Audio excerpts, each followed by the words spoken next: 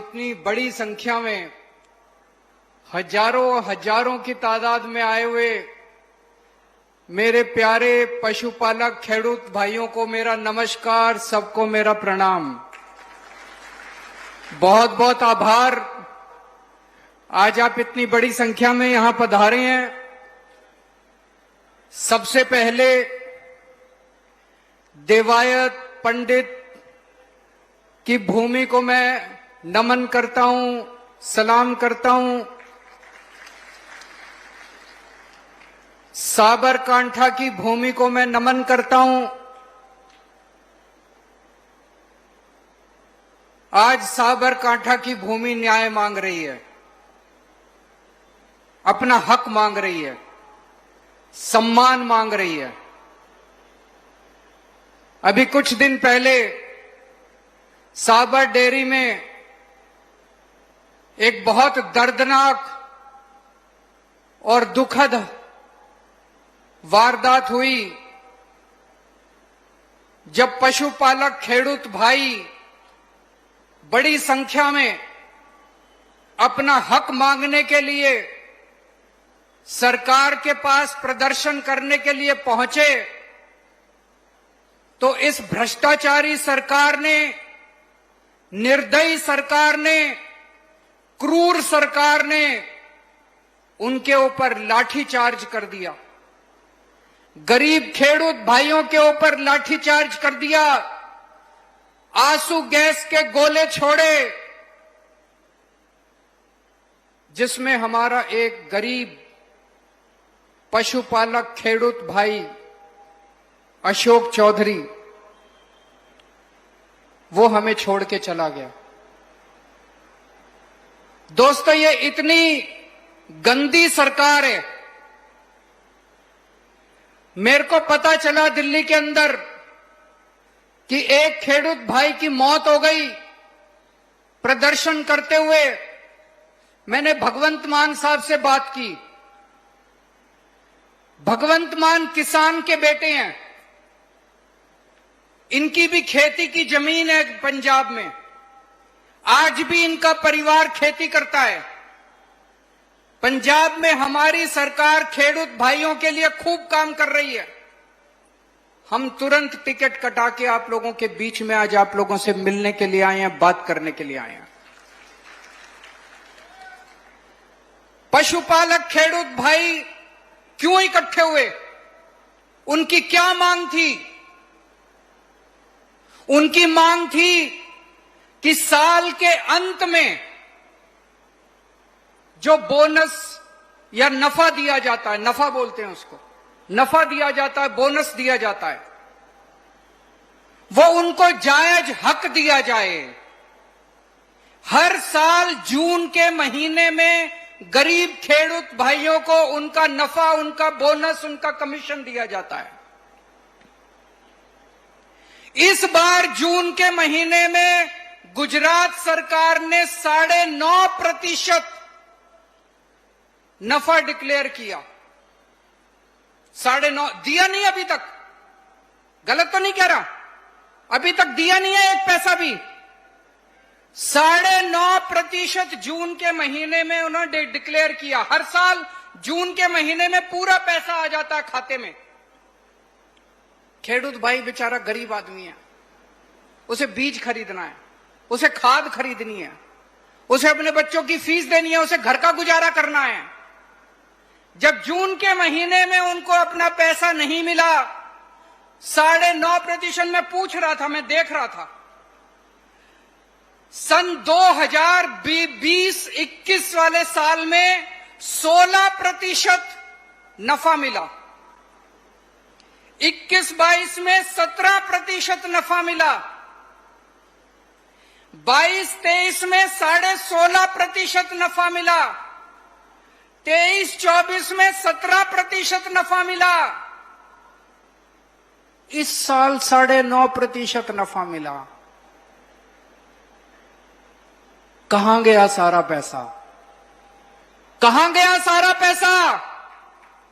पिछले 5 साल से 17%, 16%, 18% नफा मिल रहा है। इस साल 9.5% नफा। कहां गया सारा पैसा? उस पैसे से इन बड़े बड़े महल बन गए, स्विस बैंकों में चले गए इनके पैसे। इनकी पार्टियों की चुनाव रैली हो रही है, इनकी पार्टियों के ऊपर सारा पैसा खर्च किया जा रहा है। आपका पैसा लूट के, गरीब खेडूतों का पैसा लूट के ये अपने बड़े बड़े महल और बड़ी बड़ी गाड़ियां खरीद रहे हैं, हेलीकॉप्टर खरीद रहे हैं, जहाज खरीद रहे हैं ये लोग, आपका पैसा लूट के। 14 जुलाई को अशोक चौधरी की मौत हुई। ये इतने गंदे हैं, इतने भ्रष्टाचारी हैं, उसके बावजूद इन्होंने आपकी बात नहीं मानी। उसके बावजूद डेयरी का नफा इन्होंने नहीं बढ़ाया। उसके बावजूद इन्होंने, अशोक चौधरी की मौत होने के बावजूद इन्होंने आपका हक नहीं दिया। 18 जुलाई को 12 बजे ईशुदान गढ़वी ने प्रेस कॉन्फ्रेंस करके ऐलान किया कि 23 तारीख को केजरीवाल जी और भगवंत मान आएंगे। 18 जुलाई को 12 बजे ऐलान किया कि 23 जुलाई को केजरीवाल जी और भगवंत मान आएंगे। उसी दिन 3 बजे इन्होंने ऐलान कर दिया कि हम 17.5% बोनस देंगे। अभी दिया नहीं है, अभी दिया नहीं है, झूठा ऐलान किया है, झूठा ऐलान किया है इन्होंने, अभी दिया नहीं है, कुछ भी नहीं दिया इन्होंने। आज हम आपके बीच में आए हैं ये कहने के लिए, इन्होंने आपका पैसा चोरी करके अपने बड़े बड़े महल बना लिए, लेकिन आपके सर के ऊपर छत भी नहीं है।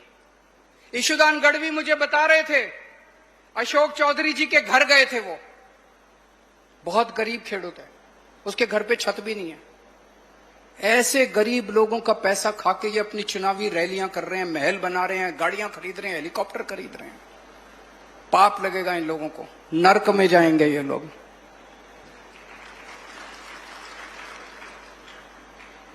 मैं आपसे पूछना चाहता हूं, हम लोग लोकशाही में रह रहे हैं, जनतंत्र में रह रहे हैं, जनता चुनती है, सरकार बनती है। अगर खेडूत भाई, पशुपालक खेडूत भाई प्रदर्शन कर रहे थे, अगर उनकी मांग थी, उनकी हक के लिए मांग थी, क्या सरकार को आपके साथ बैठ के बातचीत नहीं करनी चाहिए थी? बातचीत करनी चाहिए थी कि नहीं करनी चाहिए थी? क्या इनको आपके साथ बैठ के, क्या इनको गोली चलानी चाहिए थी, डंडे चलाने चाहिए थे, आंसू गैस के गोले छोड़ने चाहिए थे?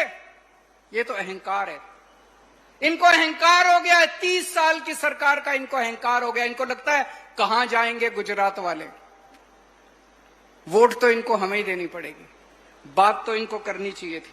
और मुझे ज्यादा आश्चर्य तब हुआ, अशोक चौधरी जी पशुपालक खेडूत भाइयों के लिए लड़ते हुए शहीद हो गए, अभी तक उनके लिए मुआवजा नहीं दिया गया, एक भी पैसे का मुआवजा नहीं दिया गया। आज मैं इस मंच से मांग करता हूं कि डेयरी की तरफ से 1 करोड़ रुपए और गुजरात सरकार की तरफ से 1 करोड़ रुपए उस परिवार को मुआवजा दिया जाना चाहिए। और मुआवजा देना तो छोड़ो, जब से ये हादसा हुआ है तब से सारे खेडूत भाइयों के घर भेज भेज के उनको दबाने की, उनको कुचलने की, उनको डराने की, उनको धमकाने की साजिश चल रही है कि नहीं चल रही? जा रहे कि नहीं जा रहे हैं गांव गांव के अंदर डराने के लिए, धमकाने के लिए? आज कितने लोगों को धमकाया गया कि मीटिंग में नहीं आना, इस मीटिंग में नहीं आना है। पूरे गुजरात के अंदर इन्होंने दमन का, गुजरात में खासकर नॉर्थ गुजरात में, उत्तरी गुजरात में एक एक खेडूत भाई पशुपालक का भी काम करता है। अगर आपको आपका हक पूरा मिल जाए, मैंने इस पे बहुत स्टडी की है, अगर आपको आपका हक पूरा मिल जाए, एक एक खेडूत भाई की गरीबी दूर हो सकती है। अगर भ्रष्टाचार खत्म हो जाए, इन्होंने कोऑपरेटिव क्या थी, सहकारी क्षेत्र क्या है? सहकारी क्षेत्र का मतलब किसानों का सहकारी क्षेत्र मतलब किसान उसको चलाएंगे। अब किसान नहीं चला रहे, बीजेपी ने कब्जा कर लिया पूरे सहकारी क्षेत्र के ऊपर, डेयरी के क्षेत्र के ऊपर, किसानों के करा कि नहीं करा बीजेपी वालों ने कब्जा? बीजेपी ने पूरा कब्जा कर रखा है और इन्होंने सारा कब्जा करके आपको लूटने का काम किया है। मैंने ये देखा है कि अगर आप लोगों को आपका पूरा हक मिल जाए, एक एक खेडूत की गरीबी दूर हो सकती है।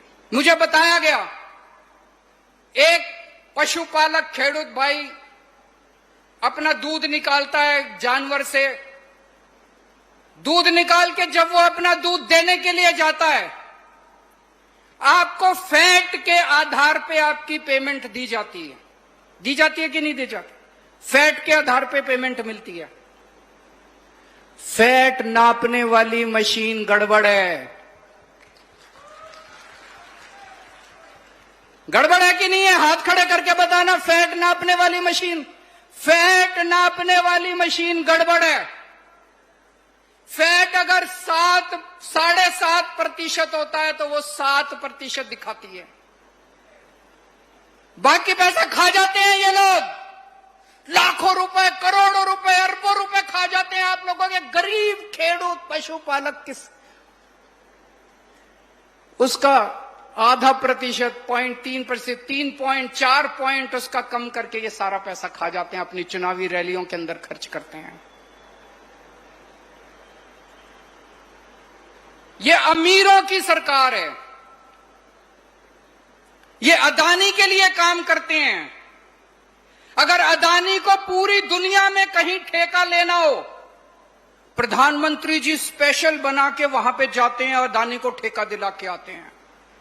लेकिन गुजरात का पशुपालक खेडूत जब अपना हक मांगने के लिए जाता है, उस पर आशुदाय गैस के गोले छोड़ दिए जाते हैं। आम आदमी पार्टी गरीबों की सरकार है।